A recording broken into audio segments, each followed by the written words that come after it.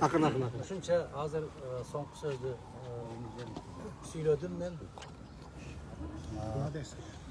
Бүгүн комиссиянын түштөн кийинки жыйынында баш прокурор өзү келип баягы 323 берене туура эмес экен, туура эмес коюлуп, биз аны 338 беренеге кайра кайтарылып деп, анан бул жөнөкөй маселе эмес да, чыккынчы деген беренени коюп алып, бир ай бою баардык жерден какшатып сүйлөтүп, анан бүгүн жок, ал күнөө жок экен, кызмат абалынан кыянаттык пайдалануу деген беренеге алмаштырдык. Кандай деген сөз? Адамдын тагдыры. Менин да бир туугандарым бар, тууган урук жора жолдоштор бар, чет өлкөдөгү жолдоштор бар. Алар эмне деп ойлойт ушуну? Измена Родина деген бул кандай нерсе?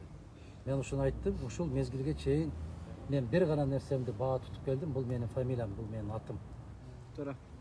Бул өлкөдөн бир калем менчиктештирбеген, бир завод албаган, бир кирпич албаган кишини келип туруп ушундай дегениңер өмүр бою эл, жер, улут деп жүргөн кишиге ушундай күнөө такканыңар адамдын акылына туура келбейт. Болгондо да ар жерден ар бир бүгүн дагы 24 кейжиден атайын жасалма ошол макаланы жарыялаттым. Ошондуктан бүгүн жогорку кеңештин депутаттары биздин кесиптештерге ыраазычылык билдирем, абдан катуу принципиалдуу болгонун көрсөтүштү. Молодец. Рахмат. Ошол комиссиянын жыйыны болуп атканда генерал Исаковго ыраазычылык билдирем. Мына ушул киши келип ар бир нерсени текчесине коюп бергенден кийин комиссиянын пикири дагы түп тамырынан өзгөрдү. Рахмат.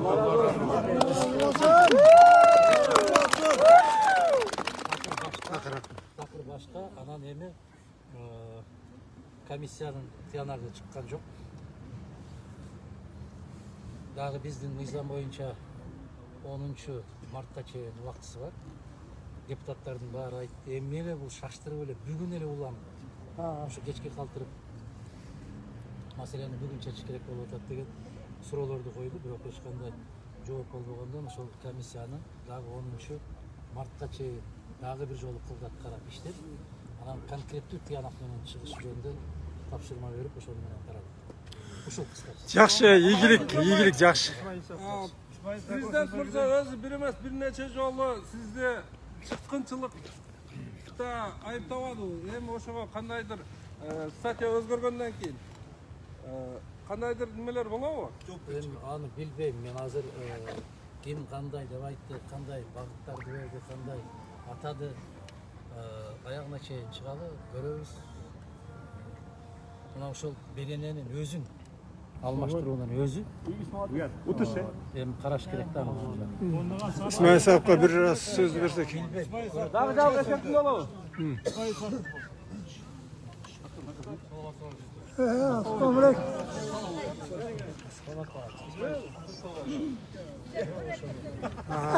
Сагындык. Урматтуу Атакан Кирсанбаевдин тарапташтары. Мен азыр жанында туруп айтсам, кээ ушул атайын колдоп жалганды айтты деген ой пикир тарап кетип чыктым ал да. Адилеттүүлүк үчүн мен келдим. Рахмат. Бүгүн укуктук шерменде болуп аткандыгы үчүн келдим. Бүгүн эч бир күнөөсү жок. Кыпындай бир нерсе жасабаган адамды ушунча күндөн бери каралап аткандыгы үчүн ой, мына чындык мынандай деп айтып коеюн деп келдим. Ушу депутаттарга чоң рахмат. Мен туруп, бирок мына жыйында укпай коюшту. Эмне үчүн? Азыр башкача кылып атат да. Көптөрү түшүнбөй, себеп дегенде окубайт да, мына материалдарды окубайт экен да. Мен ошону эки фактты айтып коеюн. Атакан Кирсанбаев бир дагы жерде жер берүү боюнча, алмаштыруу боюнча, сатуу боюнча колду койгон эмес. Болгону мурунку ошо Чудиновдун токтомдорун аныктагыла, тактагыла, белгиленген мөөнөттө бизге ошону айткыла деп гана эки протокол кол койгон. Мына ошон үчүн иш козгоп, ушундай деңгээлге чыгарып туруп аткан бүгүн шермендечилик. Бүгүн эмне кылышыбыз керек? Бүгін бірігішіміз керек. Birigemiz. Керек. Бүгін не болып атады мына Россия тарапта, Украина тарапта, дүйнө тарапта не болып атады. Шында қырдаалда біз қайтып қырғыздар бірігіп тұрып, қантып қиыншылықтардан шығабыз.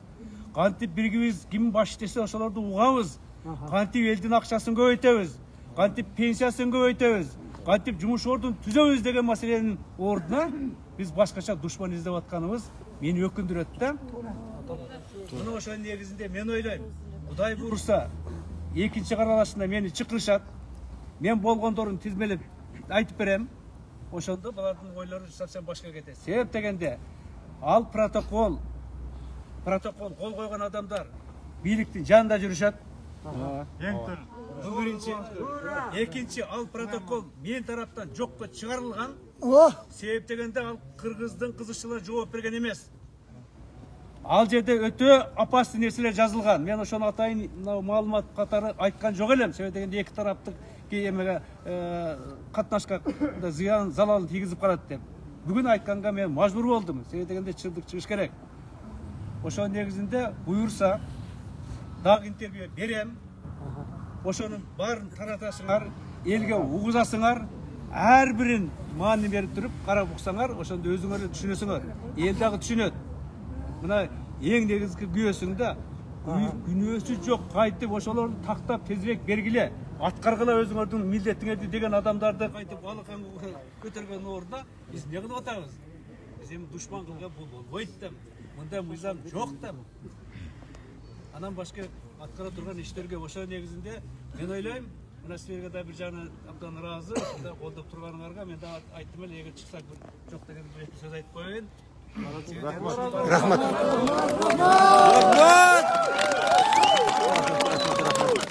Бұл эми тарих, Кудай өзү колдосун. Кудай колдосун. Birigemiz.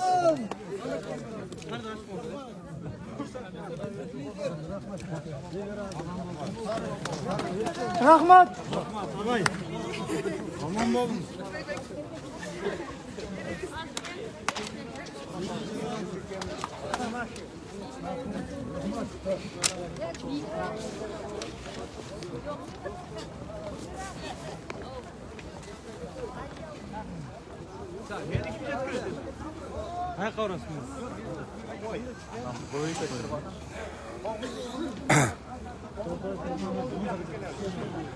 Урматтуу мекендештер, өзүңүздөр уктуңуздар баарын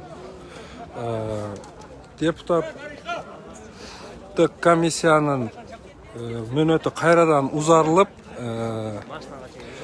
Адахан Кинсонбаевичка коюлуп аткан берене өзгөртүлүп, буга чейин чыккынчылык беренеси коюлуп аткан болсо, эми кызмат ордунан кыянаттык менен пайдалануу беренесине алмаштырылып, депутаттык комиссиянын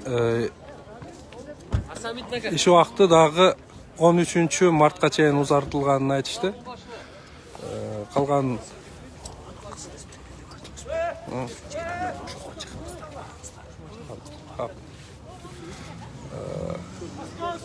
13